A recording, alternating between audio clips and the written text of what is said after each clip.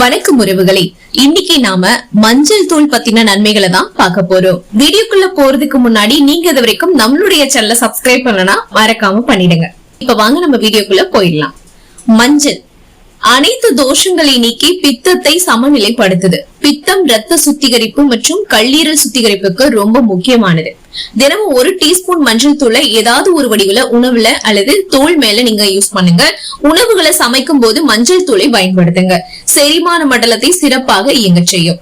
ஆட்டுப்பாலை காய்ச்சி மஞ்சளும் தேனும் கலந்து நீங்க தூங்க போகிறதுக்கு முன்னாடி இத பருகுங்க. சீரான முறையில தினமும் மஞ்சளை நீங்க பயன்படுத்திட்டு வந்தீங்கன்னா உடல் நலம் பல்வேறு விதங்கள்ல மேம்படுங்க. ஆயுர்வேதம் மஞ்சள் கலந்த பால் ரத்தத்தை தூய்மைப்படுத்தும் அப்படின்னு சொல்லுது.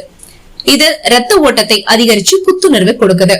நிணநீர் மண்டலம் மற்றும் ரத்த நாளங்களை சுத்தப்படுத்தி அதில் இருக்கக்கூடிய நச்சுக்களை எல்லாம் வெளியேற்றுது. மஞ்சள் கலந்த பால் அழற்சி எதிர்ப்பு தன்மை மற்றும் ஆன்டி ஆக்சிடென்ட் நிறைந்தது. வயிற்றில் புண், உடல் வலி, வீக்கம், வயிற்றுப்போக்கு மற்றும் தலைவலிகளில் இருந்தும் நிவாரணம் கொடுக்கும். அதோடு மஞ்சள் ரத்தத்தை சுத்திகரிச்சு உடலோட அனைத்து பகுதிகளையும் சுத்திகரிக்குது. தோலோட நிறத்தை அதிகரிச்சு ரத்த ஓட்டத்தை சீர் பண்ணி தோலுக்கு சத்துக்களை அளிக்கிறது. அலர்ச்சியை நீக்கக்கூடிய மஞ்சள் பருக்களுக்கு மிகச்சிறந்த மருந்துன்னு சொல்றாங்க.